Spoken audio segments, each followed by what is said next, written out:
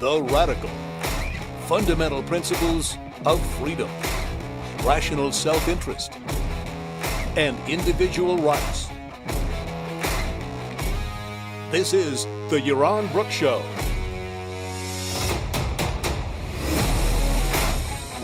All right, everybody, welcome to the Yaron Brook Show on this last day of March. This was a much better March than last year. Much better.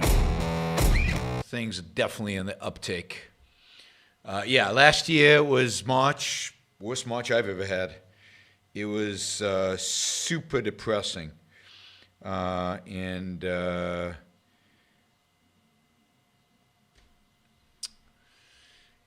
we're past it. We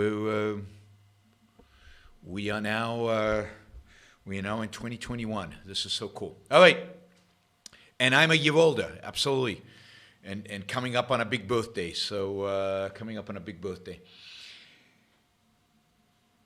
What are we talking about today? We're talking about Biden's infrastructure program. Biden's infrastructure program, and Biden's infrastructure program, and then we'll talk a little bit about vaccine passports, and then. Whatever you guys want to talk about, right? This is your program. You've got the super chat. Worked out. Alan says, "Yep, my 49th birthday. That's it, 49. It's been a long time since 49." You've got the super chat feature. You can ask questions about anything you want. We can talk about that, and we can chat. Let's start with We'll start with the. What do we start with? I think we'll start with the infrastructure program. We'll let some people join because, man, I said some stuff about the vaccine passports a few shows ago. Some libertarian must have heard it or anything. It was on all over Twitter. All these, weird libertarians came out of the woodwork. It was like a hornet's nest. And oh my God, you think I had advocated for the establishment of communism in America? So. We will talk about vaccine passports. Stefan turns 30 this year. Oh, my God. All right, let's jump into this. So Biden proposed his infrastructure program today, put it out. Of course, it's meaningless, right? Because presidents don't dictate legislation. It goes to Congress. Congress mulls it over, changes it. It might pass the House. Will it pass the Senate? It will be very, very different when this is all over than what Biden proposed. I mean, what the proposal today is basically an outline, a starting point, but it usually has very little to do with the final bill. The ultimately bills are written by Congress and not by the president. The president shapes the agenda. See, definitely. But if Congress wants to bury the infrastructure bill, they will. But we have, thanks to Donald Trump, we have a House that is Democratic, a Senate that is Democratic, and a president that's Democratic. So they're likely to get what they want. Interestingly enough, infrastructure was a bipartisan issue. It was Trump who, in 2016 and throughout his administration, talked about wanting to pass a big infrastructure bill. He talked about $2 to $3 trillion. Never got it done, but that is par for the course for the Trump administration. Never actually got it done. But a lot of talking about infrastructure bills. It looks like Biden will actually pass the bill that Trump wanted. We'll talk about this bill and how much of it is actual infrastructure and so on. Okay, let's start with a quick overview of the state of American infrastructure because, the way people are talking, it's like the infrastructure in the United States is crumbling, is decaying. We're all about to drop into kind of Middle Ages infrastructure. And indeed, if you go to the American Society of Civil Engineers, I could have been a member of that. I don't know how many of you know, but I am a civil engineer in a earlier life, long time ago. I was a construction manager, so my undergraduate is in civil engineering. Anyway, the American Society of Civil Engineering grades the U.S. infrastructure as a D+. D+. So just a little above F. Now, I have no idea what the standards of the American Society of Civil Engineering are, what their standards are for determining the state of American infrastructure. I don't know what a D+ means. I don't know what any of that means. It's strikes me as somewhat arbitrary. And it's not clear who is responsible, even in our current system, for infrastructure. I think most infrastructure is the responsibility of state government, and yet this infrastructure bill is a federal bill. It's the federal government taking on responsibilities of the entire United States infrastructure, most of which is really the responsibility of the states. So the whole thing is unclear. According to the American Society of Civil Engineering, in order to bring our infrastructure up to, I guess, an A, I don't know, up to a good grade, you would have to invest $4.5 trillion by 2025. $4.5 trillion.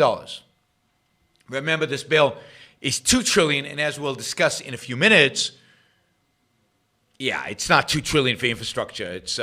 It's a little bit of infrastructure, it's some infrastructure, and a lot of redistribution of wealth and welfare and stuff like that, couched as, in the pretense of, infrastructure. Because who's against infrastructure? Don't we all love infrastructure? All right, so the American Society of Civil Engineers has divided American infrastructure into 1, 2, 3, 4, 5, 6, 7 categories. 7 categories. We're going to go over those categories quickly. The first category is rail network. Now, what's stunning about the rail network is that the rail network primarily is private. It's private. And private companies invest heavily in rail infrastructure in order to keep it running, because why? Why would they invest in rail infrastructure? I mean, those greedy capitalists, don't they want the rail infrastructure to deteriorate and to just fall apart? Well, it turns out that no. It turns out that that's how they make their money. They make their money off of the rail infrastructure, so they need to keep it going, so they invest heavily in it. Indeed, in 2015, private companies invested $27.1 billion in rail infrastructure. Now, in spite of that, parts of the rail infrastructure are old. Part of it are public, like Amtrak, right? Amtrak is mostly public. And they're running huge deficits and much billions of dollars, like 33.3 by some estimates, are needed in order to invest in Amtrak's rail infrastructure to bring it up to snuff. But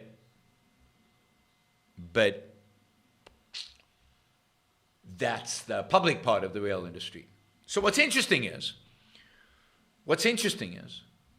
that of the grades of the various infrastructure projects, guess what infrastructure gets the best grade? What gets the best grade? Well, the rail network does. Why?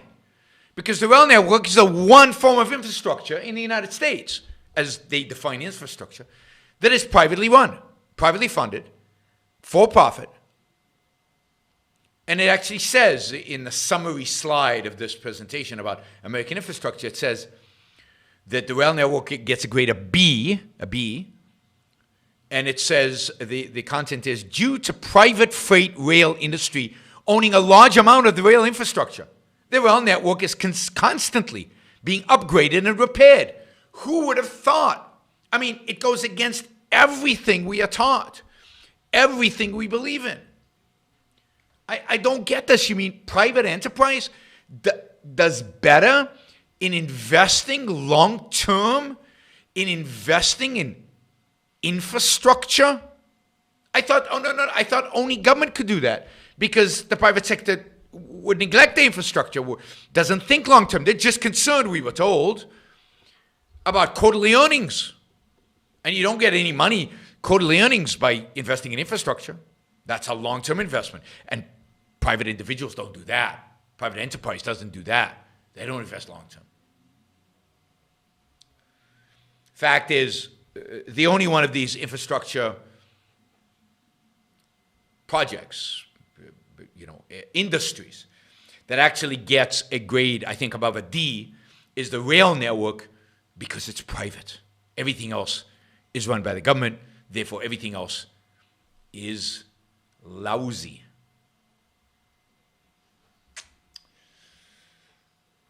The worst part of the rail infrastructure, what do you think the worst part of the rail infrastructure is? It's the passenger rail, much of which is Amtrak, which is subsidized by the government. So if everything was private, we might get a grade of A. We might get a grade of A. Just some fun facts about railroads. U.S. rail network covers 140,000 miles of train tracks. 140,000 miles. None of those, by the way, high-speed rail. Train accidents. This is a good one. Train accidents have gone down almost 79% from 1980. So over the last 40 years, train accidents have gone down almost 79%. That's pretty impressive. All right. Anybody know what state has the most derailments, the most accidents, train accidents? Texas. States with no derailments: D.C., Idaho, Mississippi, Nevada, New Hampshire, New Jersey. I don't know what to make of that, but that's the data I have in front of me. All right. Second source of infrastructure that needs investment in, I guess, bridges. It is said that 38% of all U.S. bridges have identified repair needs, although none of them, or very few of them, are about to collapse in the middle of rush hour. District of Columbia has only 9 structurally deficient bridges, the least amount of any state, although, of course, District of Columbia is not a state.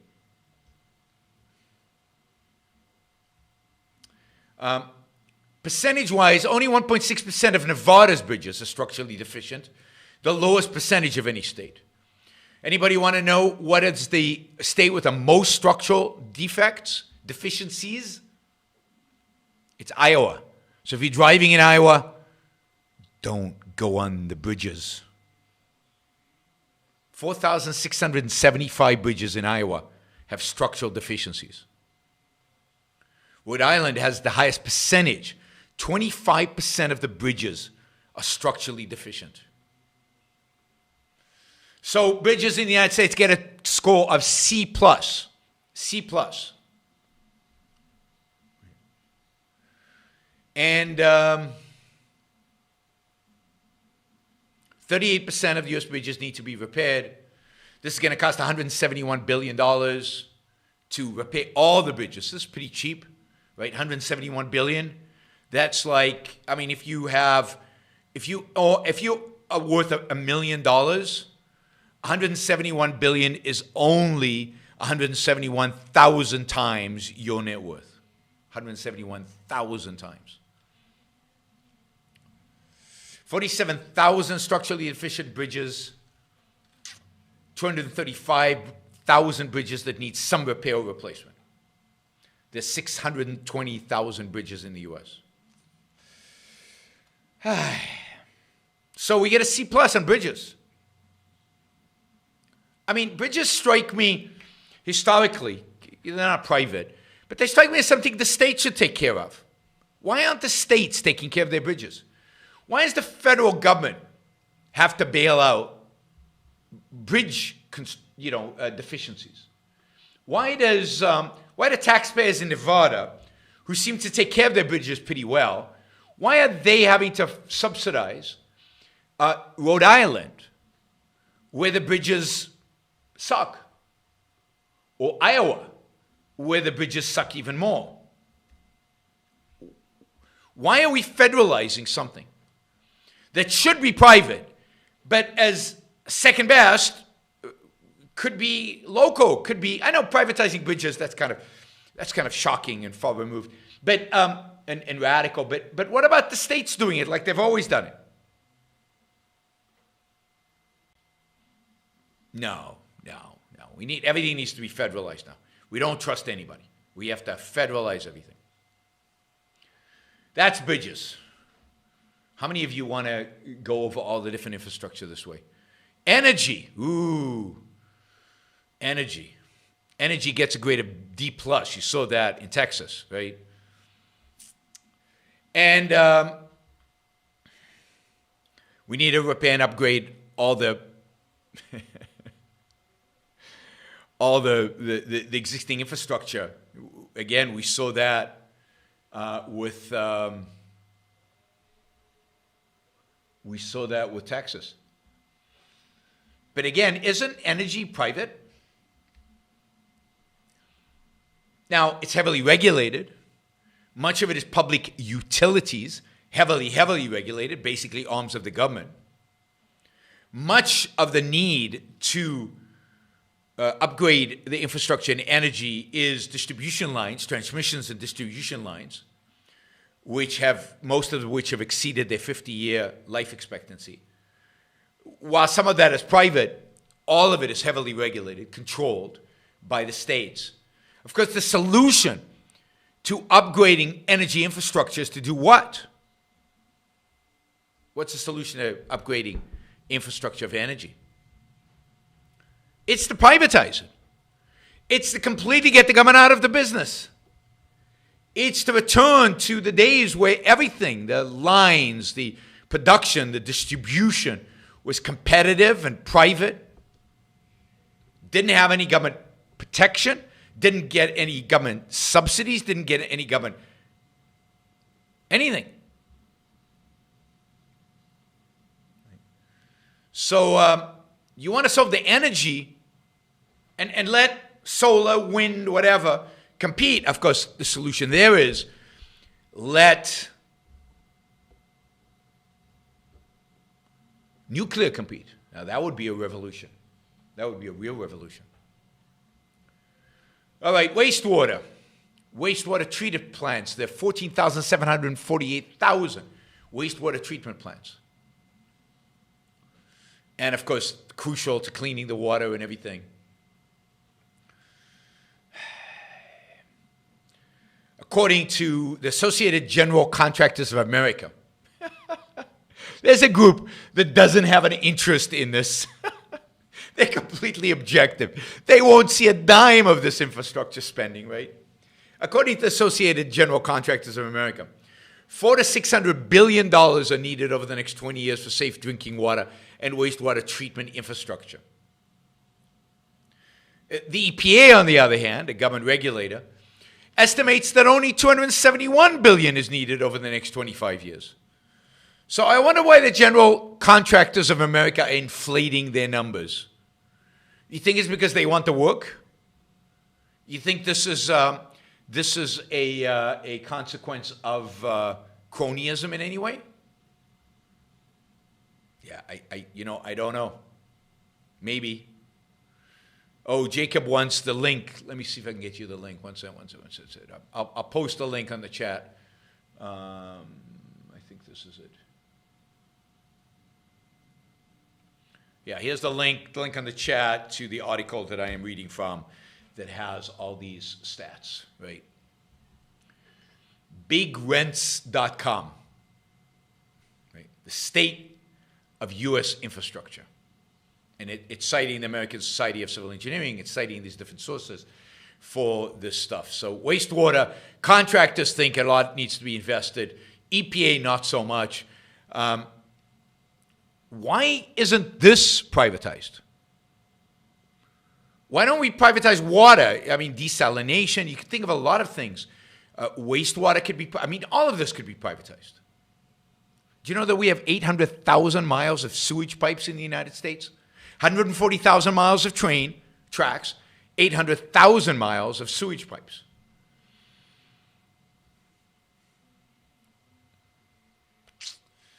So, yeah, We're going to need a lot of money for all this wastewater. And Biden have us covered. Don't worry. The water you're going to be drinking is clean because Biden has you covered. He's got money associated with this. Aviation. All right, here the grade is D. So it's better. It's worse than D+. It's worse than wastewater. We have congestion. We don't have enough airports. Airports are too small. According to this, we need $157 billion is needed to upgrade and repair everything. I fly a lot by anybody's standards. Indeed, I've been accused by a recent article, I think in The Guardian, of being one of the global elite responsible for almost all of the carbon emissions from airplanes. It's me and people like me, right, who are responsible for the destruction of the planet because we fly so much. And we have 3,332 airports in the United States. Yeah, most of them are not great. Some of them are nice. LaGuardia, which was a dumpy airport, a real horrible airport in New York, and particularly the American Airlines terminal, is being recently upgraded significantly. I haven't seen the new terminal, but it was being built in 2019 when I was last there, and should be beautiful by now, right? JFK, parts of JFK have been improved significantly. A lot of investment going in at airports. Again, it seems to me that this is a profit center, that all you have to do is privatize the airports. I know that the airport in San Juan, Puerto Rico is owned by a private company. I think a Mexican private company. But why can't the airports be private? Some of them are. And there's a strong incentive to make them better. And you can see I see constant improvement at airports. Better restaurants, better facilities, more cleanliness is on the increase. Just more comfort at airports. It's slow, but our airport infrastructure is old. It's not like China that just recently built all its airports. It didn't have any before, and now suddenly it's built them all. And as a consequence of that, it's really gotta, you can't really compare airports in the United States with airports in China. The airports in China are gorgeous, just stunning architecture and just amazingly clean and big and comfortable and airy and amazing architecture, lots of light. Anyway, another $157 billion to repair airports. Again, I think all of that would happen if you just privatized it. It would take care of it. Roads is a biggie. Roads have D, grade of D. Now, I have to tell you, I've driven in a lot of states in the United States. I've driven all over the country.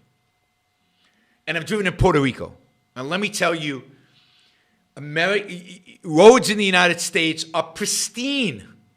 They're magnificent. They're outstanding by the standards of Puerto Rico. So I don't know why people are complaining. But according to this report, we need $420 billion to repair all the roads. Right? Again, why is this not city and states doing it? Put aside the idea of privatizing the roads, which, again, is pretty radical. What about city-states doing this? What about the old idea of use taxes? If you're going to spend taxpayer money on roads, then do it on the basis of use. I think of all the taxes, among the least offensive in my mind, if it's used for road repair, is a gasoline tax. I think tolls on bridges are the way to fix bridges. So if you use it, you should be paying like it would be in a private market. You should be paying for fixing those roads, the maintaining of those roads. Now, how would it work in a private market? In a private market, and I know the libertarians are going to freak out now, but in a private market, you'd put a GPS tracker on your car. A private entity would track what roads you drove on, and they would bill you accordingly.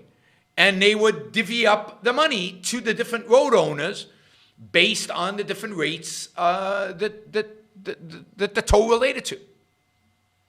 Now, you could do that even if the municipality owned the roads. Why couldn't you put a GPS? Now, here, you'd have to run it through a private company, so the government didn't have the data.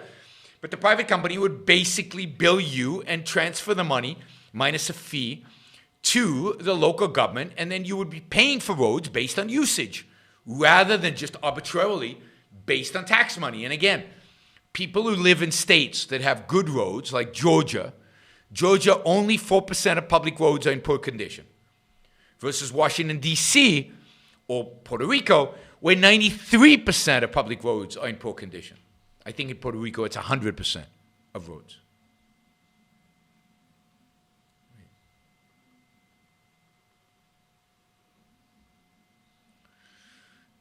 Drinking water systems, another D. Oh, drinking water systems. Whoa.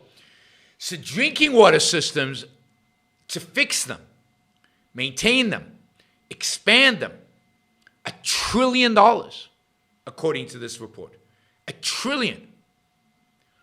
240,000 water mains break a year. Why can't water companies fix that? Why can't localities fix that? Anybody know who has the worst drinking water in the country? It's not Flint, Michigan. It's not Flint. It's Fresno, California. The best drinking water is in Iowa, Des Moines, Iowa. Now, don't drive on the bridges in Iowa, but it's okay to drink the water. All right. Iowa has the best drinking water, according to this. All right, I think we covered all the infrastructure. D for water, D for roads, D for aviation, D plus for wastewater, D plus for energy, and a C plus for bridges, and a B for rail. And of course, all this could be privatized, and the government wouldn't have to do anything. And my guess is everything would get a B plus to an A plus rating.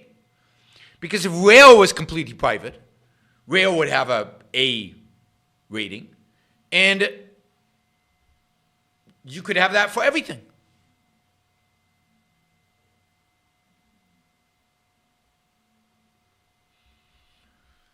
All right, so that's the state, according to one website, one study, one report, of American infrastructure.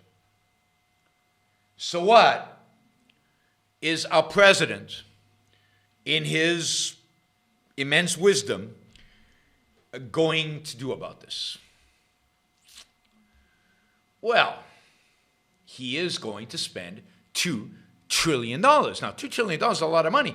If the fixing all the infrastructure in the United States requires $4.5 trillion by 2025, $2 trillion is half of that, and the rest could be done by the states, and we would have amazing infrastructure in the United States. This is amazing.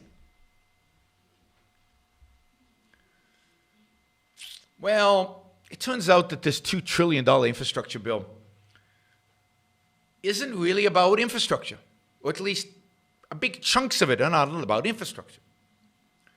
All right, so $621 billion are devoted to transportation infrastructure: bridges, roads, public transit, ports, airports, electric vehicle development. Whoa, wait a minute. How do we get to that? Electric vehicle development?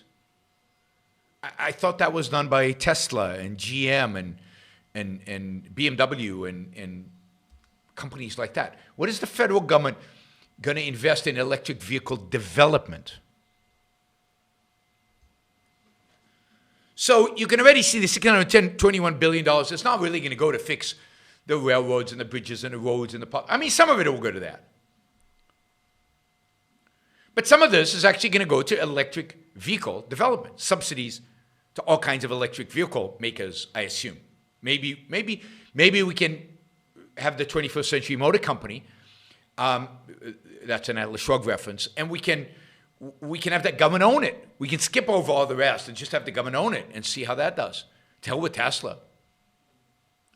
More than that, a bunch of this money is going to go to building an infrastructure of electric charging stations all over the country, so that if you buy an electric car, you can actually charge it when you drive around. Because we know that the only reason we have gas stations is because the government built the gas stations, because that's how we got gas stations. If we didn't have gas stations, if the government didn't build gas stations, who would ever build a gas station? I mean, we need the government to build this kind of infrastructure. I mean, this is insanity. The gas station infrastructure was built by private companies making money off of gas because cars use gas. So, and as electric cars get more popular, those gas stations will include charging stations for electric cars, and an electric car charging infrastructure will be built around the country. And maybe Tesla can build charging stations. Ed writes in the chat, Tesla is building a plant in China to make 10,000 charging stations a year. See, Tesla's always ahead of the curve. See, Elon Musk knows that the federal government is going to be buying huge quantities of charging stations, and he is building them in China so he can sell them to the Biden administration and make a fortune, which is how we built Tesla, through, government subsidies and government tax breaks and government redistribution. And he's always ahead of the curve in terms of knowing what the government's going to do and developing a technology to address it. I mean, Tesla's opening up stations now, but why would they continue opening up stations when the competition is government is going to build them or government is going to fund them? My guess is Tesla will get a subsidy for every charging station they open up. So 621 billion, I don't know how it's broken up. But yeah, bridges, roads, will get some of it. Public transit, you know what? They're going to build those high-speed rails between nowhere and nowhere in California. Ports, airports, okay. Electric vehicle development, God. Okay, that's 621. We still have 1.4 trillion to go. Hold on, guys. Don't get too excited. Now, here's a really important infrastructure project that $400 billion are going to go towards. $400 billion. $400 billion to care for elderly and disabled Americans. Wait a minute. Wait a minute. How is that infrastructure? I mean, it's welfare. It's wealth distribution. But how is it infrastructure? Well, it's not. It's not. The $400 billion is a way to expand welfare by wrapping it around an infrastructure bill that might actually get Republican support, because remember, Republicans were very, very big into infrastructure. Ed says he's 72 and he's elderly. And you're not infrastructure, Ed. I hate to break this to you, but you're not infrastructure. And yet, $400 billion are going to be dedicated to you. Thank you, Alan. Appreciate that. It's not my birthday yet, but Super Chat is good whether it's birthday or not. It's always a good time to celebrate through Super Chat. Yes, I remind you to use Super Chat to support the show. It's a trade, value for value. If you get value from what I do here, trade with me by supporting the show. You can change your name, Ed, but you cannot get younger. All right, so you can see $400 billion already is not infrastructure. Okay, $300 billion into improving drinking water infrastructure, expanding broadband access, and upgrading electric grid. Notice how these things are snuck in. Expanding broadband. Wait a minute. Isn't Elon Musk already doing that? Aren't we putting out into orbit tens of thousands of satellites that are going to provide broadband across the entire globe, never mind just a rural America. Private enterprise is doing this. It's engaged in it. Why does the government need to get involved? Again, crowd out private funding, crowd out innovation.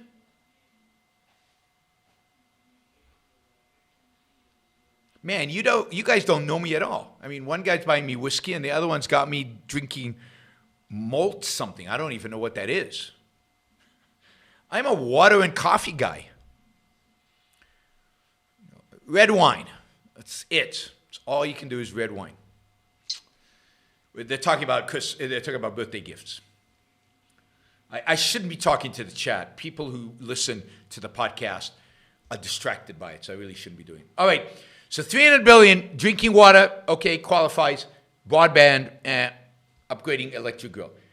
Put more than $300 billion into building and retrofitting affordable housing, along with constructing and upgrading schools. Whoa. I guess that's infrastructure. No. It's not roads, it's not bridges, it's not airports, it's not rail, it's not drinking water.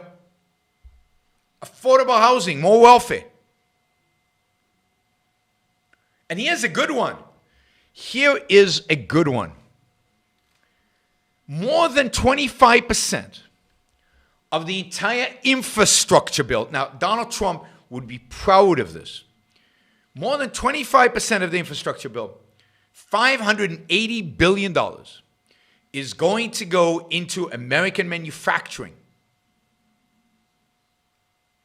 I take it as subsidies for American manufacturing. R&D, research and development, because, God, our businesses don't do enough R&D. And job training efforts. Because we've got to build those manufacturing jobs up in America. We've got to bring more manufacturing back. We've got to instill an American first attitude in American. Oh, wait a minute. No, this is Biden, not Trump. I was confused there for a minute. If you want to ask me a question, Super Chat is available. You can use $2. $2. That's all it would cost to ask a question in Super Chat. But I'm trying not to answer questions that are not Super Chat questions. $580 billion to subsidize manufacturing in the United States. When our manufacturing sector is doing great. We manufacture more than we've ever manufactured. With a lot fewer people. A lot fewer people. But, I don't know.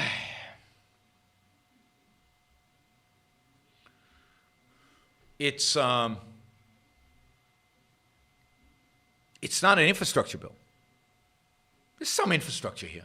Maybe half, probably a little less than half, is the kind of stuff we think of as infrastructure. The rest are subsidies, redistribution of wealth, welfare, and all wrapped up with the idea that we're telling Americans, look, we're investing in your infrastructure. And it's an investment, by the way. This is the government investing, they're telling us. This brings about a real return on your money. How are we going to fund this $2 trillion? Don't worry. Biden has a plan. And of course, the plan is not to cut spending somewhere else. That would never work. That would never be appropriate. Even Republicans don't believe in that. No, the proposal is to raise taxes. To raise the corporate tax. Now, the one good thing the Trump administration did is lowered the corporate tax from 35% to 21%. Biden doesn't want to raise it back to 35%. He's not a complete moron. He wants to half the distance. Instead of 35, he wants to do it 28. Why 28? Because some economists said this is the optimal rate. This is the rate that maximizes economic activity. No economist said that. Why 28? Because it's halfway between 21 and 35. It's completely random and arbitrary.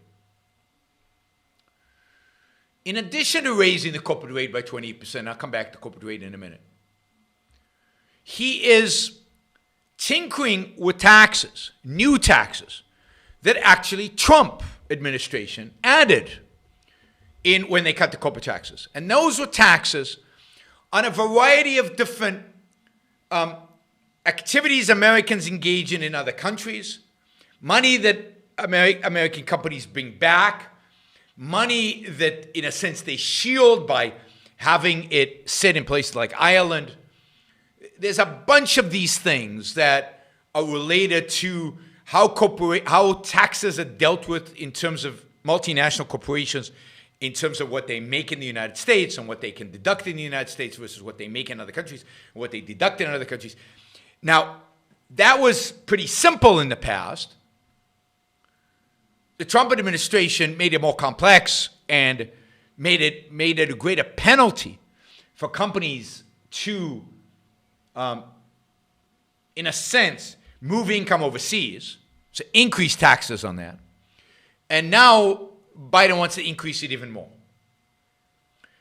The idea is to raise corporate taxes to the point where, according to their estimates, which are worthless, but according to their estimates, they would get an extra $2 trillion of revenue from these tax increases within the next 15 years. So it would be a one-time expense today, which would be paid off over 15 years with the increase in corporate taxes. Now, there are a lot of things problematic here. One is, I'm sure their estimates are wrong. Second, who pays corporate taxes? Who pays corporate taxes? Now, there's a big literature on this, and most of the economics literature agrees that corporate taxes are paid by employees and customers, primarily by customers, secondarily by employees, and only third by shareholders. So basically what the Biden administration is doing is raising taxes on workers, raising consumption taxes in order to pay for infrastructure. But they can't say that. So what they'll say is, we're raising taxes on evil corporations. But corporations are not a person. Every dollar coming into the corporation goes somewhere. And if you raise the taxes, then in order to continue to give a return to their shareholders, they're going to cut wages. And they won't cut wages. What they'll do is they'll reduce wage increases in the future.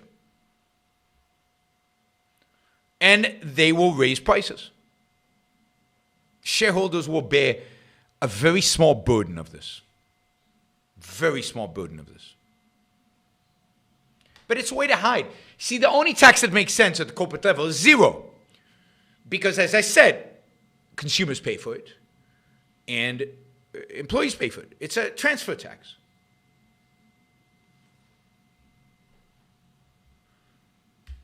Oh, Stefan just sent me some money so I can cross the ferry when I get to an Iowa river so I don't have to take the bridge. While I drink Iowa water, which is the cleanest water in the country, it turns out. All right. Thanks, Stefan. Some people, show that they care.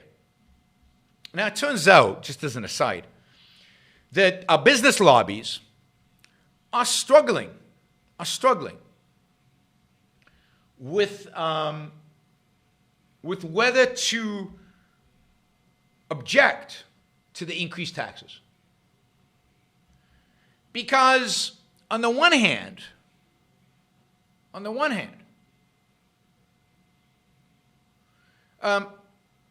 don't want to pay higher taxes. But on the other hand, they want an infrastructure bill because the government will shower them with money.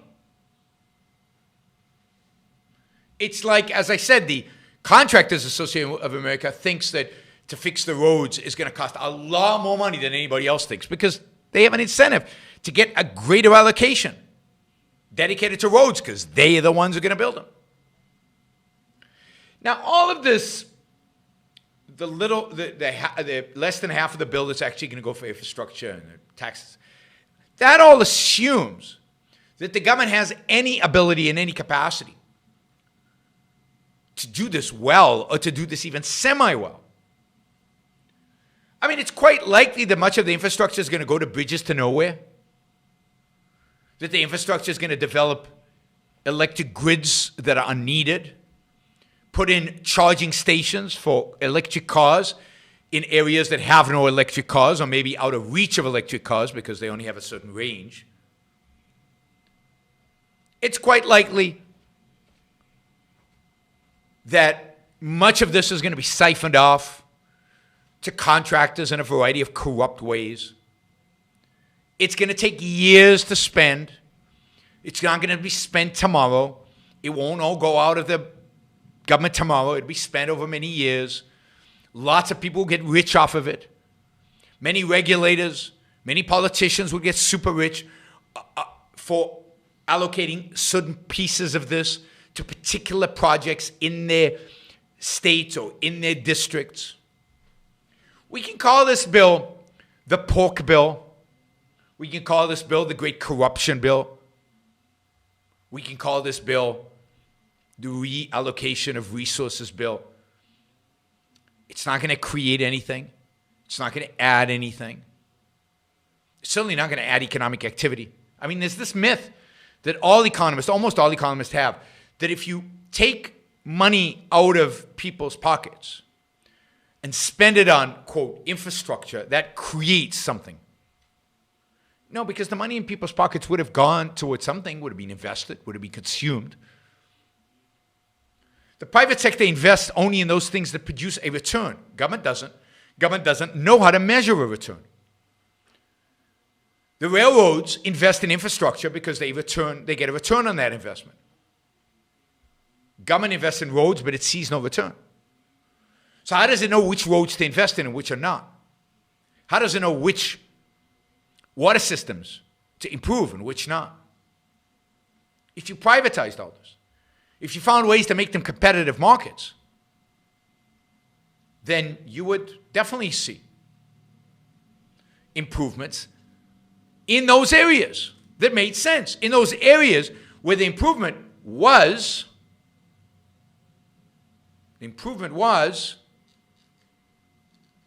profitable, was productive.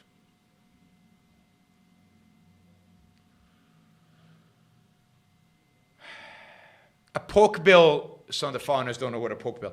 Pork bill, and I don't know why it's called this way, is a bill that has goodies for all kinds of special interest groups, pressure groups. Goodies for all the different pressure groups. All the different people who are now going to go to Congress and say, we need a bridge, we need an airport, we need a road, we need water treatment, we need elderly housing, we need low-income housing, we need whatever. All the different groups that are going to grovel in front of their senators. All of that is called pork. Goodies for farmers, pig farmers.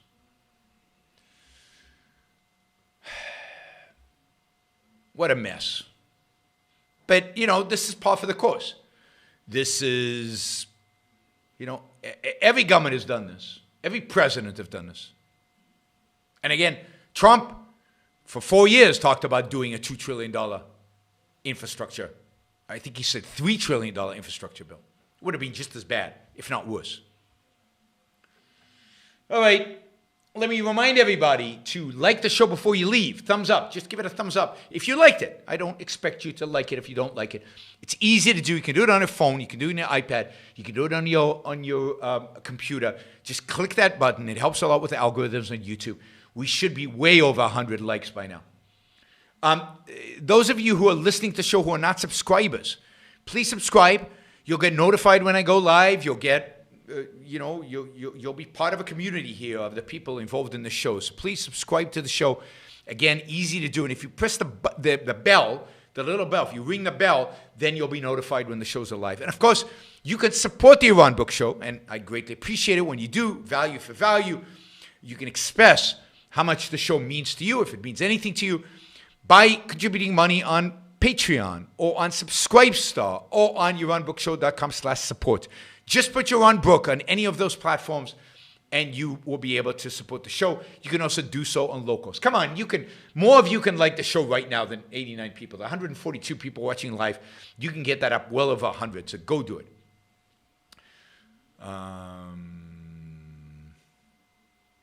Yes, support the show. Use Super Chat. Right now we're at, I don't know, we're 200 something, $225 right now. We're $225. We need to get to $400. So the challenge is for you guys is to get to $400. It's the last day of the year. It's the last day of the year. And not of the year. What am I talking about? It's the last day of the month. And $400 gets us to where the Super Chat needs to be for a month, for 31-day month, right? Otherwise, it's going to be a disappointing month. I hate to say it. It's going to be a disappointing month. We're going to have to do some matches to get your juices going. We're going to have to do some Super Chat matches. So I've got one planned for next week. We'll do a $1,000 Super Chat match next week. I've got somebody who's already committed to $1,000. We'll do that. But let's get to at least $400 to make March a respectable month. A respectable month. So if anybody out there wants to leapfrog us to $400, you can do it by contributing $200 right now, and we're there, and we're already there. So I'm leaving it to Alejandra to bug you. She's on the chat. She's going to encourage you. And thank you, Superkill. Every dollar counts. Every dollar counts, and every dollar is a sign of respect and a sign of valuing. So thank you. Thank you. All right. Quickly, I want to talk about, and I know I'm going to get in trouble with this, but I want to talk about, we've got 99 likes. Come on. We got another, there we go, 100. Okay, so we reached 100. You still should be liking the show to get over 100. But this one is of course, a challenge because I want to talk about vaccine passports. Now, what do I think of when I think of vaccine passport? I think of some hopefully electronic means by which when you travel internationally and you enter a new country, you can show them that you're vaccinated and they'll let you in. Now, why am I, in the context of the world in which we live today, why do I want vaccine passports? Because right now, you can't travel. You can't go anywhere. You want to go to London? 14-day quarantine, if they'll let you in. You want to go to Paris? Forget it. At least 14-day quarantine. You want to go to Israel? Either prove you've had a vaccine, show that you've got a positive antibodies, you're in. You can go. I want to travel. Travel is good. Travel is objectively good. Now, I know some of you listening live in your mother's basement, don't go out much, don't do much, don't travel anywhere. Generally, life is a video game and a little bit of YouTube videos. And the idea of a vaccine, proof that you've been vaccinated, and conditioning that on traveling is like the biggest violation of liberty in all of human history. Well, let me tell you something, guys. To get into any country from the United States, you need a passport. The passport has a picture of you. It has a bunch of information about you. It has a chip or a strip of information that links to a computer database that tracks, who knows, what the government is tracking every time it scans that passport. I've been to, I don't know how many countries in the world, 70, 80. And every one of those countries has required me to show a passport when I enter. Every one of those countries has a record of my entering and my exiting, with the exception of traveling within the European Union. And one of the beauties there is you didn't have to have a passport. That idea of traveling without identification, with no ID, crossing borders, walking from country to country, not being monitored, not being tracked, that is amazing. That would be wonderful. But that ship sailed a long time ago. You want to travel overseas today, you have to have a passport. Now, I'm all for open borders.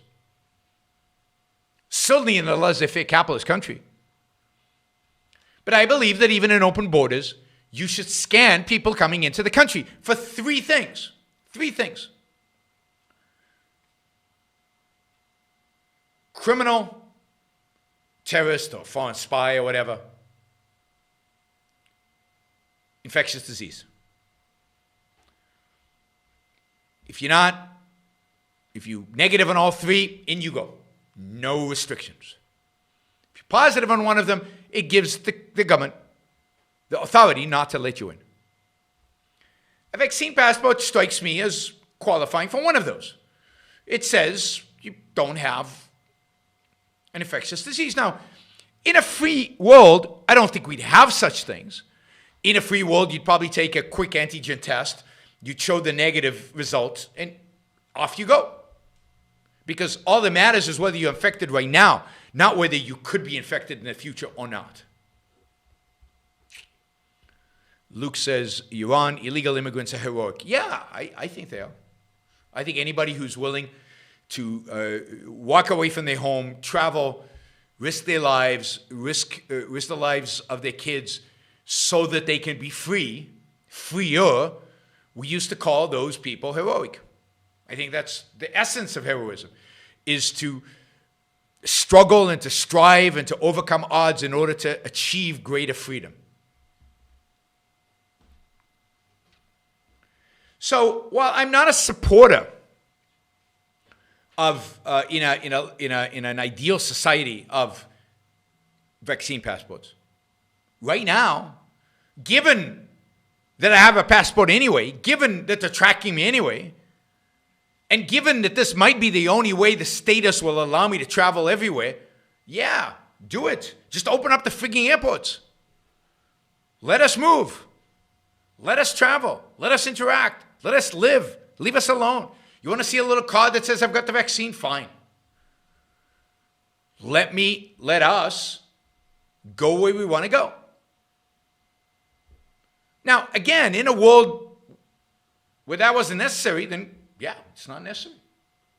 But we live in a statist world. I want to minimize the statism. And I actually think that a vaccine card, or whatever you want to call it, would actually minimize the statism in this case. Because it would increase our ability to travel in a world that won't let us.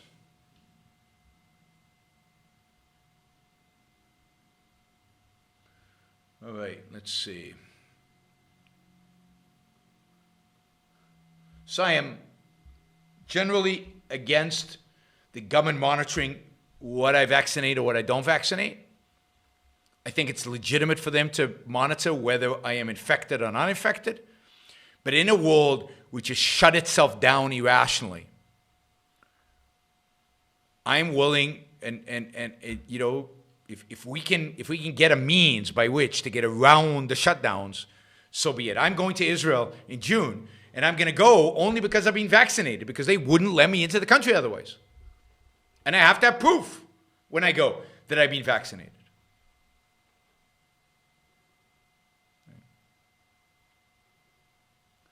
So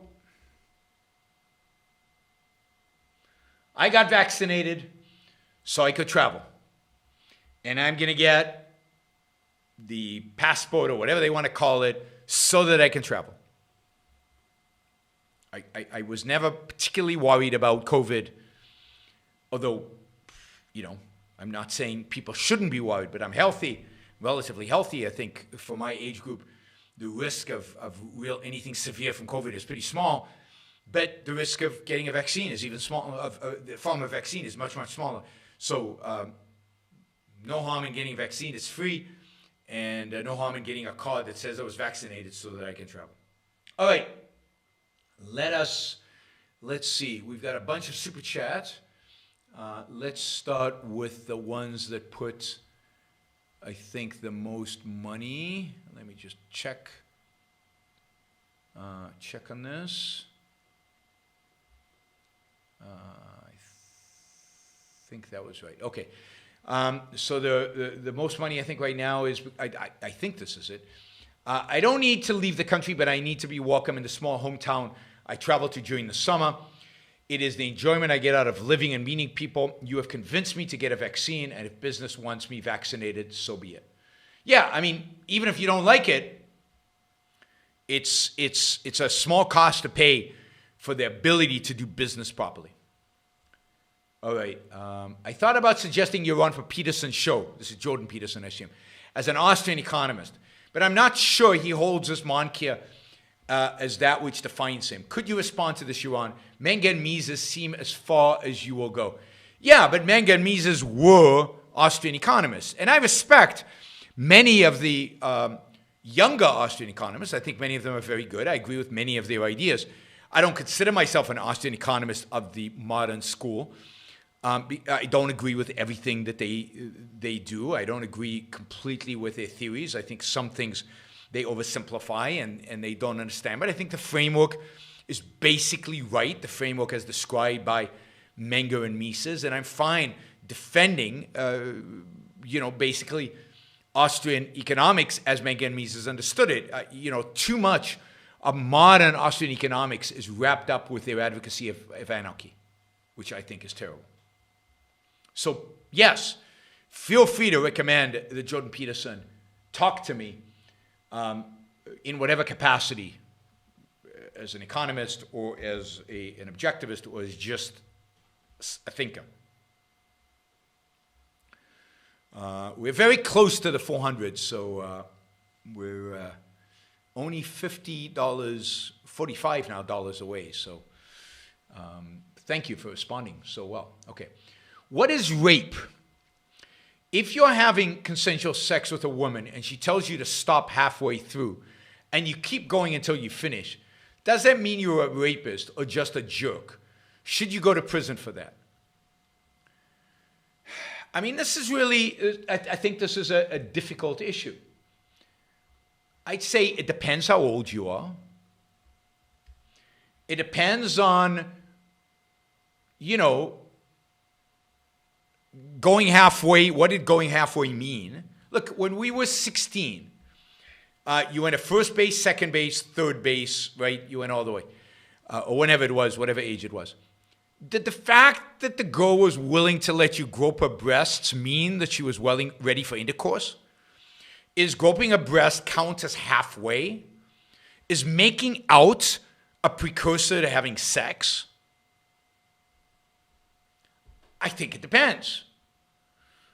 What date are you on? How old are you? What's the age difference? What has she said leading up to this? Is she naked or not?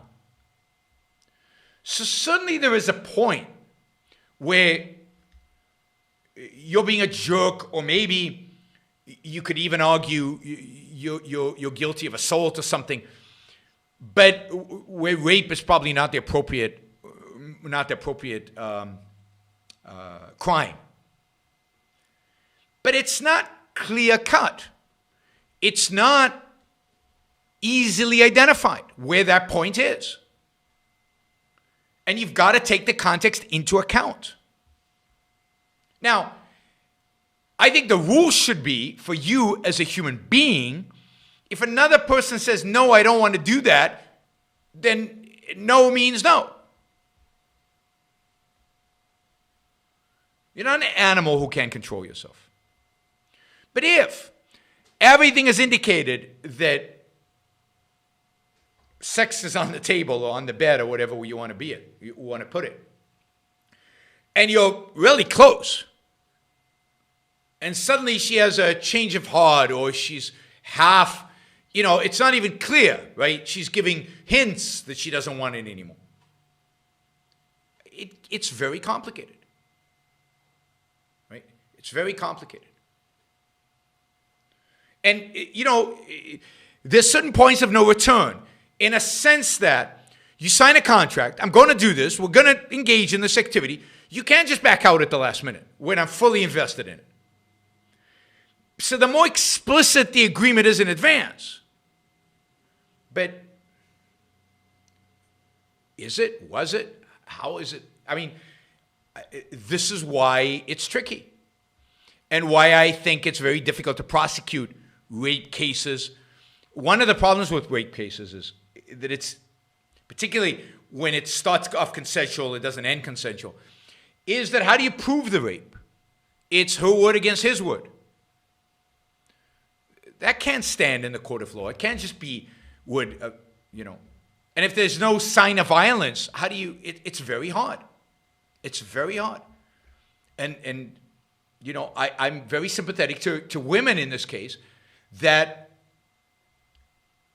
that are scared.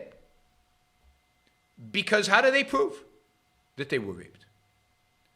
So,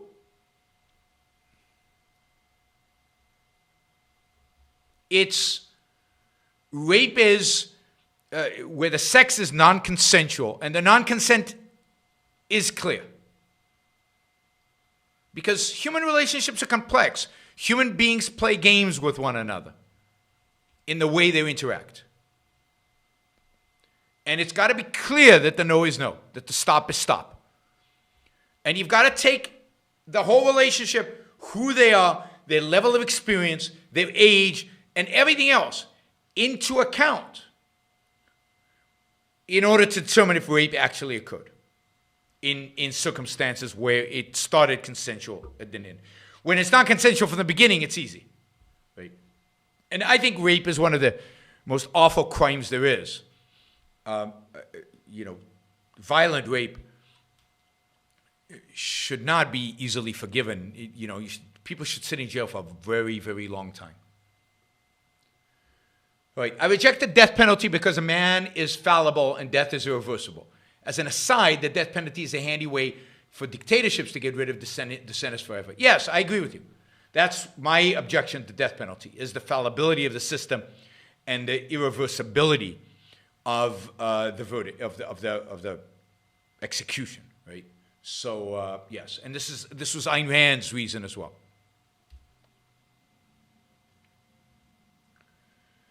After the $100 to watch the video on tax havens, I did research on different states. I realized no place is perfect. However, the U.S. appears to be declining. Yes, it's definitely declining. I looked at Wyoming, South Dakota, Idaho, Utah, Colorado, Florida, Tennessee. I assume Texas as well. I want to base in U.S. Just not sure where now. Yeah, I mean, we talked about this on the last show. You've got to take a lot of factors into consideration to figure out where you fit among those states, right? Which one would be best for you given your circumstances, your values, your priorities. Right? I'm just sorry that Puerto Rico is not on that list. What is the first principle on which we should deal with difficult people who we have no choice but to deal with? Family members and discussions about family estates. The first principle is pursue your self-interest. And do so in the strongest, most uncompromising way, right? You have to pursue your interests and figure out what's best for you. And don't let the fact that somebody's a family member stand in your way to doing what's just and what's right, particularly if they're family members who are obnoxious and who you don't like or don't like you and who are doing things that are wrong. Don't let guilt or don't let your association with them as family distort your perception of what is in your real long-term self-interest. And that can go in a bunch of different directions. All right, are most psychologists today Hegelian or Kantian? What's the vibe? That's the vibe I get. I just don't know. It's not my field. I don't know. I wouldn't be surprised because Kant is so influential. and in a sense, most modern philosophers and modern intellectuals are heirs of Kant, are influenced by Kant, even though you can't draw the line directly to Kant. So in that sense, maybe you could say that, but I don't know the field well enough to make a direct link with them. And I don't really read much psychology. Birthday wishes and for the studio fund. Thank you. Happy birthday. I turned 33 on the 16th of March. You're awesome, Yaron. Thank you. My birthday's coming up, but it's like a month and a half. It's the 23rd of May. So it's a while still. Help. I'll be leaving Paris next week. I can't use Super Chat back home in Saint Martin, French Caribbean. Any way I can get past that restriction in my region? Well, one thing you can do is instead of using Super Chat, you can use PayPal.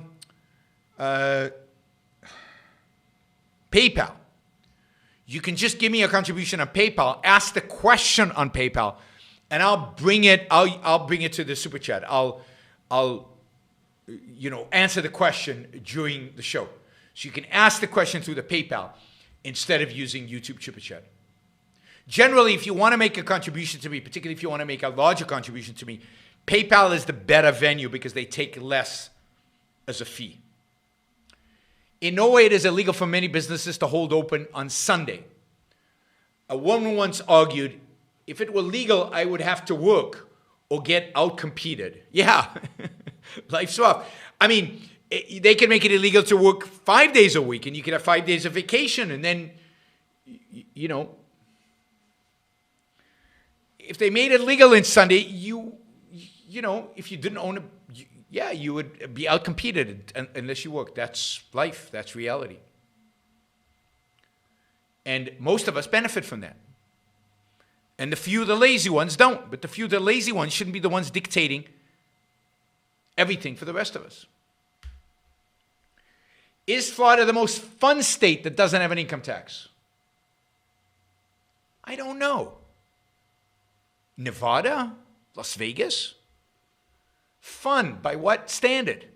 What is the criteria for fun? See, this is where personal values come into play. I don't like Florida. It's hot and humid, much hotter, much more humid than Puerto Rico. I'd prefer Texas, I guess. I don't know of all the states. I don't know which is most fun. But you'd have to define what fun is. Do you accept suggestions for podcast subjects to cover? Not sponsoring on, just suggesting. So you want a freebie. You don't want to pay the $1,000 for this sponsoring the show. Yes, of course, I accept suggestions for the podcast. You can email me at yaron@yaronbrookshow.com. You can make a contribution on PayPal and make the suggestion, or you can use the Super Chat here to make the suggestion for a show. The nice thing about the $1,000 is you really, really, really motivate me that way. Should Jefferson have funded the Louisiana Purchase by raising capital from private investors and citizens? Yes, yes, yes. It was wrong of Jefferson to use government funds to do the Louisiana Purchase. Not the role of government to buy land. Do you drink coffee black? Yes. No sugar. No butter. I don't get butter. No milk. No vegan milk. No weird milk. No coconut milk. No nothing. Coffee should be coffee. And no sugar. Yuck. I actually drink Nespresso, the pod things. And I like the really, really dark, the strong ones. I'm trying to think, the Italian ones. So I think the Italian Nespresso pods are the best, like Naples, Naples, Rome. Rome is very good. Venezia is very good. So that's the best. No, you can't put fermented milk into coffee. Haven't you heard of butter? Lots of people put butter in their coffee because they think it's paleo. I don't know. I don't think Paleo Man had coffee. Shazbot says he's never tasted coffee. Oh my God. Keto, they put butter in the coffee. Will I interview No Man Capitalist this year? I don't know who No Man Capitalist is. Maybe. I don't know. With all the money spent by government in the last 8 years and next 4 years, won't inflation grow a lot? Why hasn't it already? I mean, this is the ultimate question. It hasn't already because, I mean, there's a number of different ways you can look at it. Because inflation is a complex phenomenon. It's not simply we increase the amount of money. Now, if everything else stayed constant, if we just increased the money, nothing else changed, inflation is obvious, and we distribute the money evenly to everybody. But the money is not evenly distributed. Some of the money goes to the financial sector and primarily goes into reserves and sits in reserves on the bank's balance sheets at the Fed and is never really spent and never really circulates. Some of the money lands up outside the country and therefore is not used directly to drive up or to drive up consumption in the United States. If productivity goes up at the same time as money is increased, then prices would stay stable. And I have argued that you can't just look at productivity in the United States, given a globalized economy. You have to look at global productivity, and global productivity has gone, over the last 30 years, has gone through the roof. And that has kept a cap on prices. And so without the government spending all the money, then what would have happened is prices would have declined. Prices would have gone down. So the fact that they stayed stable means that they're higher than what they should have been, given the increases in productivity driven by technology and globalization. There's also the technicality of, in a very low interest rate environment, a bond's money. And when you buy bonds in order to bring money into the economy, is that really, increasing the money supply? Now, when you sell bonds, it is, because the bonds didn't exist before. So it's the money, the supply of money is increasing, but it's not clear the demand for money has increased, which means, and what happens is, and money is not circulating fast. So for a variety of reasons, for a variety of reasons, you're not actually seeing money sitting at the Fed, money sitting in reserves, banks are not lending a lot of money, so you're not seeing the multiplier effect from banks, you're not seeing the multiplier effect at the Fed because the reserves are sitting there, and you've seen a dramatic increase in productivity around the world, and a lot of dollars flow out of the country, which suppresses inflation to some extent. All of those suppress rising prices. Will we see inflation in the future? I think so. I think it's inevitable. Either default or inflation. They can't pay back the debt, I don't think. Not with the habits our politicians have today and in foreseeable future. So it's likely they either default or inflate. I would prefer they default. I think it's both better for the economy and more moral. If you buy government debt, you take a risk. Inflation, we all pay for. If they default, only the people who hold the bonds pay for it. I mean, there are consequences that we all suffer when the bonds default, but the direct cost is borne by the people who actually own the bonds, and they should know that they're taking a risk. Nomad Capitalist is a leading offshore advisory firm. They help clients decide the best country. Oh, I've spoken to, we're friends on LinkedIn. And yeah, that would be an interesting conversation to have, just for the factually to get some of the information. Yeah, he's asked to come on the show, and I will have him on the show. By celebrating and revering indigenous cultures in the West, are we actually discouraging people from seeing themselves as individuals with their own unique potential? I wonder if that is why so many indigenous populations are mired in poverty. Yes, yes, yes. We should be advocating for the idea that indigenous cultures, primitive cultures, mostly non-Western civilization cultures, are primitive. They're behind. They're not very good.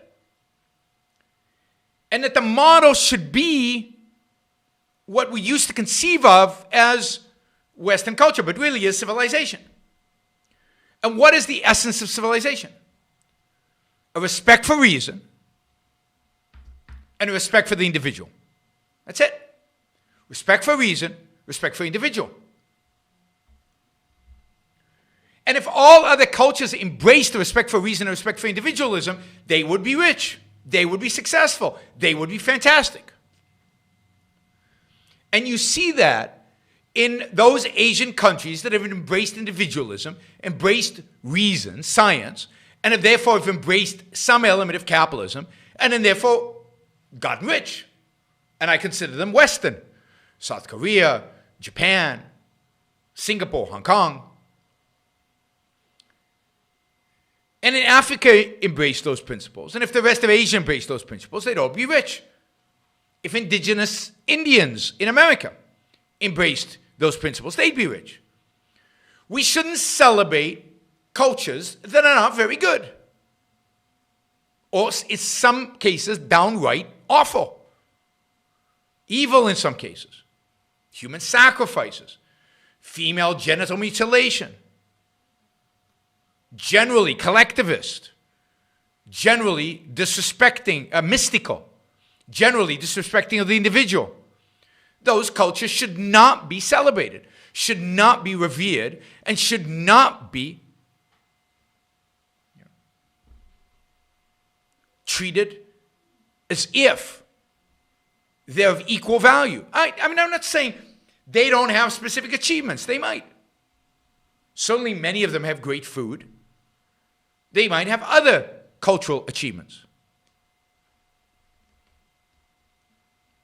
But they still don't match. They still don't match what is achieved by a culture that respects reason and individualism. So absolutely, absolutely right. It's immoral to celebrate and revere indigenous cultures. It's just anti-life. Anti-life. And that's the essence of immorality. With all the money, by the way, we're well over $400, so thank you. This is great. This is excellent. We're at, I don't know if Alejandrina is doing the currency conversion, but I assume she is. We're at 457, something like that. Yeah, 457. That's great. Thank you, guys. This is fantastic. With all the money spent by we did that. Why does London have more millionaires than New York City? Because London is a city. Well, first, I'm not sure that's the case, but I'll take your word for it. London is a city that treats millionaires really, really well tax-wise. I can't remember exactly the rules, but I think your capital is not taxed. So what happens with London is people get rich in other countries and then move to London with their wealth. And they can easily live in London if they're wealthy. Whereas New York, because of our stupid, primitive, barbaric immigration laws, it's very difficult, even for millionaires, to live in New York City. But London is a haven. Now, so a lot of European, Russian, African, Arab millionaires who make their money in their home countries live in London for tax purposes, and because it's a free, fantastic city. It's one of my favorite cities in the world. I miss London. It's an amazing city. So they live there because it's close to their home countries. They can go back and forth easily, and because it's easier to get into than it is into the United States. Are there any stand-up comedians current or past you like? Yes, but I don't know their names. I really don't know their names. I like the show on Prime about a stand-up comedian. What's her name? The Marvelous Miss Maisel. I think it's a fabulous show. The Marvelous Miss Maisel, which is on Prime Video. It's about stand-up comedians, and Lenny Bruce is part of the show. But yeah, I watch comedians once in a while, and I really like them, but I can't remember their names. I like stand-up comedy. Have you had Brian Kaplan on the show? No. His positions on open border is quite similar to yours. Yes. I mean, I have a lot of respect for Brian Kaplan because of his position on open borders. I disagree with Brian Kaplan on a lot of other things, from foreign policy to anarchy, I think, to Ayn Rand and the value of Ayn Rand. But on immigration, Brian is excellent. Do you think immigrants should come into the country by port of entry? Yes. How will they be checked for the big threes if they are not intercepted? So I think they should be intercepted. I think they should come in ports of entry. I think if they're not coming in a port of entry, then the assumption should be that they are crooks, criminals, or have infectious diseases. So I think you can intercept them at not their ability, block their ability to intercept them. But they're not going to be many. It's going to be a minor issue, the illegal immigrants, once you have relative open immigration.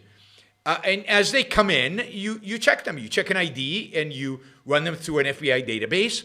You check their temperature. If they're known viruses, like one of the things that we check when you emigrate to the United States, they do a, what do you call it? The scratch test, hepatitis, right? They do a hepatitis test on you. So, you've got to do the basic test for infectious diseases. So you make sure that they're not bringing in a disease that you don't want in your country. But you do that, and then if they're negative, off they go. No other questions, no other asks beyond that. That would be the ideal immigration system, particularly in a laissez-faire country. You don't have to do a full medical test. You just check them for the diseases, the infectious diseases, because you don't care if they have cancer or heart disease. What you care about, can they inflict their disease on other people? So you want to test them for infectious diseases. You do the tests that are known. And depending on where they're coming from. If they're coming from Africa, you might test them for Ebola. If you're coming from Mexico, you might test them for hepatitis. For every country, you would adjust the test based on where they're coming from. Have you read any books by Amor Towles, Gentleman in Moscow, Rules of Civility? I have not, sorry. Are they good? Are they worth reading? Devil's Advocate, why isn't it pragmatic to support a vaccine passport when it's a slippery slope to more good citizen check boxes by the fascists? Because it's a move towards greater freedom in the context in which we're in. Right now, I can't do all this stuff. And a move towards doing things, to being free, to being able to travel, to being able to go places, is to get a vaccine. And it's not a vaccine that I oppose. It's not a vaccine that I think is evil. It's not a vaccine that I think is wrong to get.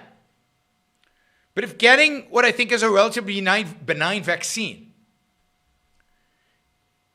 in order to have more freedom, in order for the government not to oppress me more, I think is worth it. Now, are we heading towards more authoritarianism? Yes, but the threat to more authoritarianism is the lockdowns. The threat to more authoritarianism is the 14-day quarantines. I don't think it's you show a document every time you travel anyway. That's what you're not getting. That you're showing a document already. That they run through their tests already. That they run through their databases already. I think it's a very, very minor addition. When we send our kids to school, the school asks for a vaccination report. These things already exist. It's not some big leap. If it was a big leap, I would oppose it. I don't think it is a big leap. You wanna fight for freedom? Fight against lockdowns. Fight against 14-day quarantines.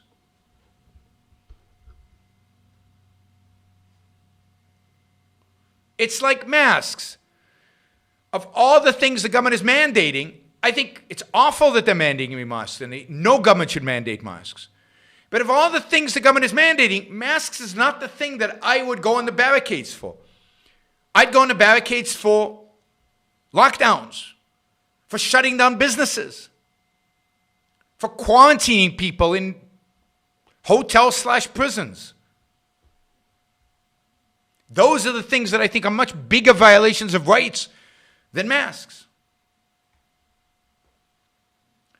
Once again, the government rewards the fiscally irresponsible states with failing infrastructure, like New York, California, Illinois, Connecticut, New Jersey, Massachusetts, to spend an absurd amount of money on union contracts. Absolutely. Absolutely, the state should be doing this. By the way, California runs, for the most part, a balanced budget. California bails itself out because it has so many productive people who pay a huge amount of taxes.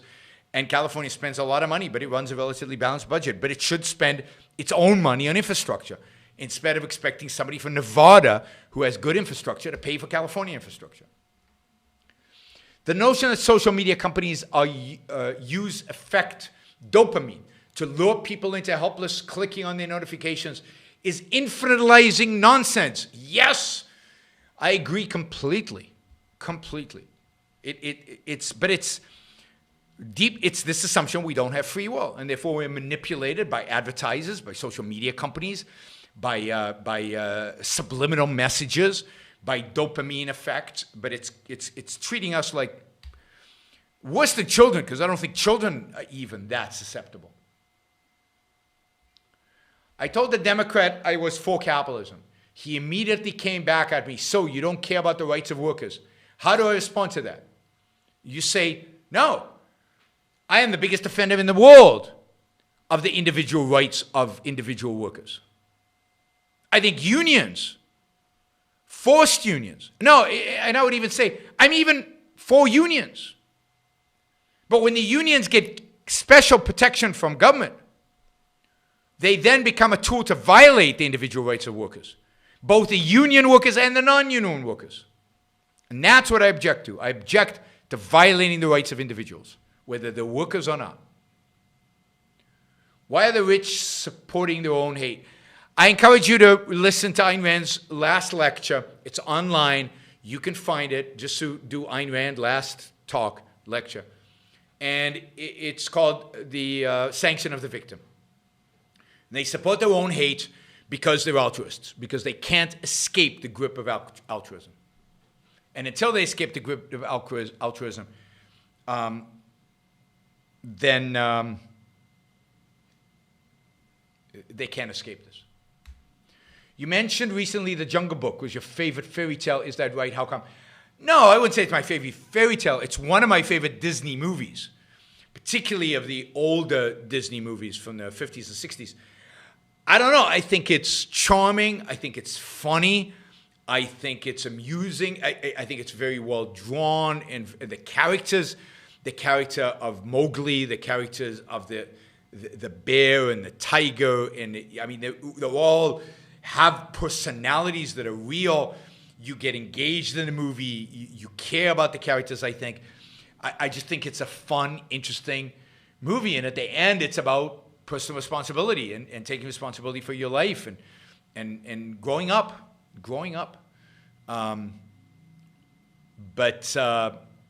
Yeah, I just find it, I don't know if it's my favorite fairy tale. I've never thought in those terms.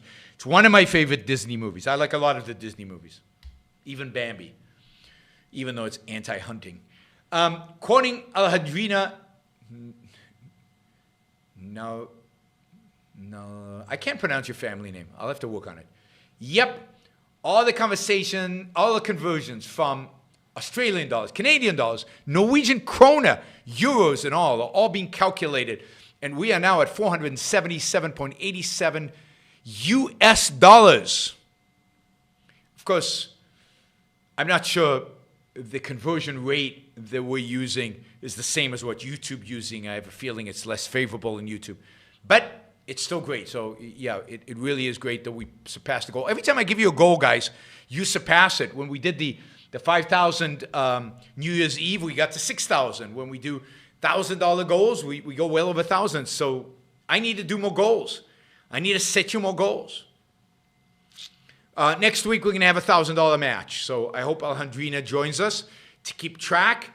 And I hope Alejandrina, helps me encourage all of you guys to to keep it going. So thank you, Alejandrina, for keeping all these guys honest and bugging me. Let's go to $500, says Alejandrina.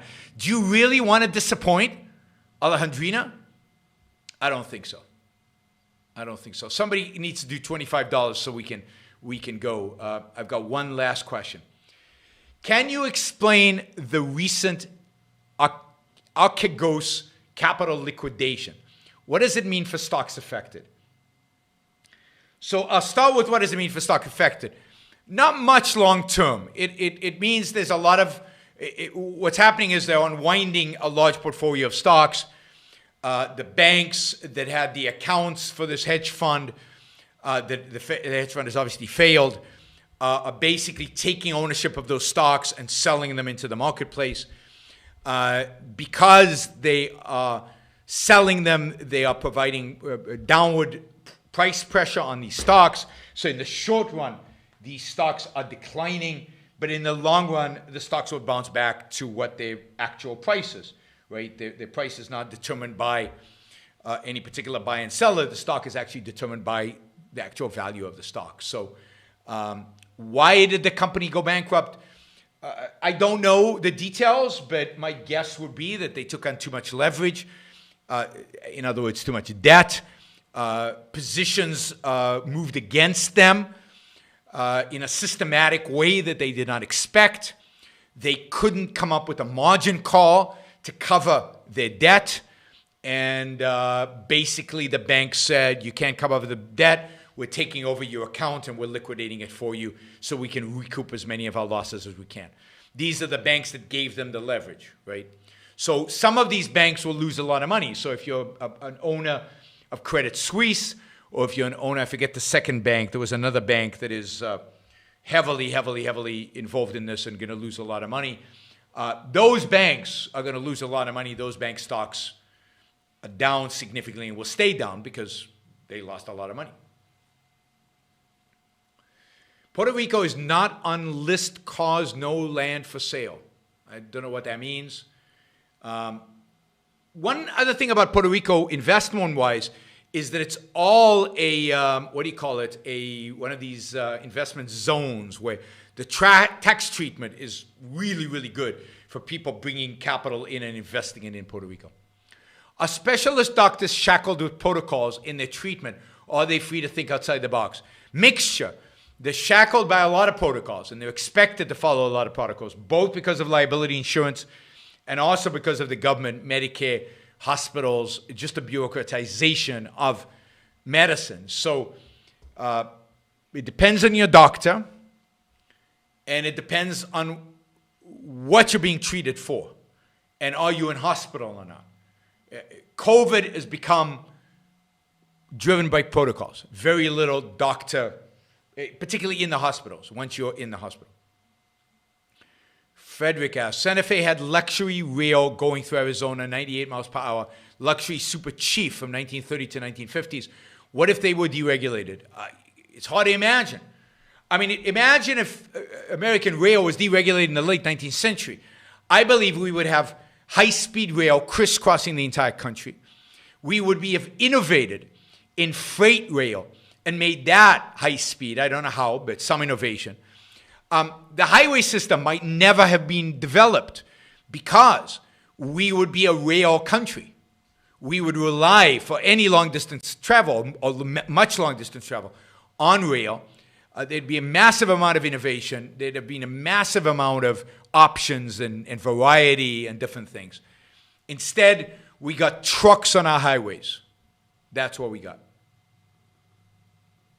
I don't know why there's not enough land in Puerto Rico to buy. There's plenty of land out there. There's plenty of real estate that's for sale. There's plenty of abandoned real estate. But that's interesting that there's not a lot of land to sell. I don't know why that is. Ever hear Burden Folsom talk about private railroads versus governments? No, but I've read his books about it, and he's excellent. Anything by Burden Folsom is worth reading and worth listening to. He's a great historian of American business. All right, everybody. British Rail was not properly deregulated. It was only pseudo-privatized. It's very much in the control and clutches of the government, and therefore it's not a model. Italian, funnily enough, Italian rail was privatized in a better, more healthy way. And Italian rail is much better than British rail. Italy, of all places, has good railroads. And the reason is that they were privatized and deregulated in a way that's better than the way the British railroads were. Right? Okay, everybody. Have a great rest of your week. I will talk to you either Friday or Saturday. We'll see. Friday night or Saturday during the day is my expectation. See you all over the weekend. Bye, everybody. Have a great